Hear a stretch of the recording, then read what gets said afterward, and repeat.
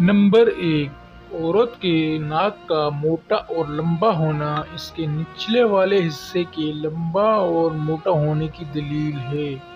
Number 2، عورت کے منہ کا دہانہ تنگ اور چھوٹا ہونا اس کے نچلے حصے کو تنگ اور چھوٹا ظاہر کرتا ہے۔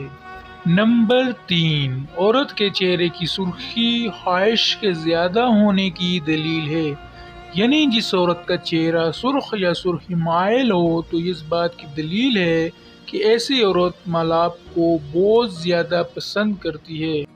نمبر 4، جس عورت کا رنگ سانولا ہو تو ایسی عورت میں سرخ مائل رنگ والی عورت سے بھی زیادہ خواہش ہوتی ہے۔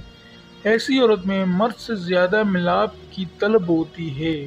نمبر 5، عورت کے ہونٹوں کا پتلا ہونا اس کے نچلے حصے کے کنارے کے ہونٹوں کی پتلا ہونے کی دلیل ہے۔ نمبر 6، جس عورت کے بال گنے و گنجا ہو تو اس عورت کی پاور یعنی مزاج کی قوت کو ظاہر کرتے ہیں۔